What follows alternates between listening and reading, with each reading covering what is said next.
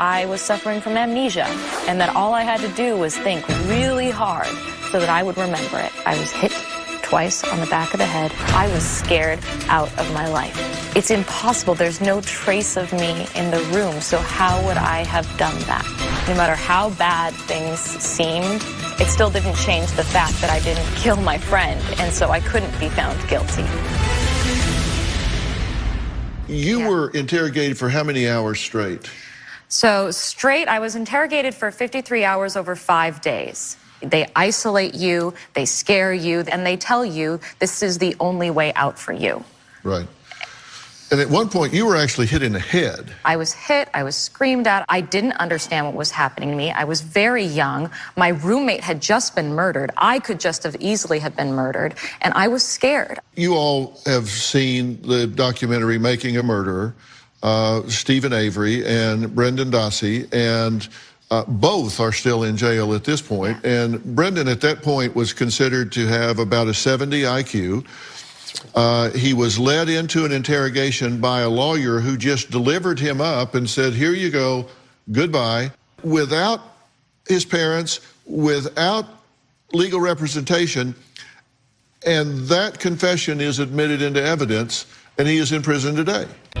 One of the convicted killers at the center of the popular Netflix docuseries Making a Murderer is asking for his life sentence to be reduced. After years of court battles, the attorneys for Brendan Dassey are now pleading directly to Governor Tony Evers, asking for clemency. In 2007, Dassey and his uncle, Steven Avery, were sentenced to life in prison for the murder of Teresa Halbach. We have a copy of the pardon petition Brendan Dassey's attorneys are filing with the state. Now, they're asking for one of two things: a pardon, asking the state to basically forgive his life sentence, or to reduce it and let him out of prison early. One of the key elements of the prosecution's case was the confession Dassey gave to detectives. Dassey's current legal team and critics claim Dassey's confession was coerced. He made you do something to her, didn't he? So he would feel better about not being the only person, right? Yeah. There was not a lawyer there, and there was not a parent there. Did you bully a confession out of this boy? No, I did not. We did not coerce him. That is wrong. Since Dassey recanted that confession, his attorneys have been trying to get his conviction overturned. In 2016, Dassey did come within hours of being released from prison, but it was blocked by the Federal Court of Appeals. In an episode of the popular Wrongful Conviction podcast released today, Dassey spoke from prison to host Jason Flom. Were you scared, or were you just thought maybe if you just told the truth, everything would be fine? Or what was your thought process at that point? Well, I just wanted it all over with, so I said whatever they wanted to hear, you know.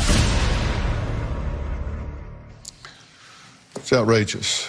When you talked to him, what was he focused on? At the end of each episode of my podcast, I'll thank the guests and then sign off and leave the mic on for them to say whatever's on their mind. So Amanda was particularly, dropped some amazing knowledge at the end of her episode. And others have shared beautiful sentiments. So I asked Brendan, and he talked about Pokemon. That's what's important to him, and it really gives you a sense that he's a child trapped in the most adult nightmare that anyone could imagine. People think that like hearing the guilty verdict was the worst experience of my life. No. My interrogation was the scariest, worst experience of my life because I was made to feel like a crazy person. And reality slipped away from me. And yes, I was young, I was impressionable, but I was not young and impressionable like Brendan Dassey. It is terrifying. When you break it down, and I have, there was no evidence against you either. In Rodney's case, just like in my case, they went after the wrong person anyway.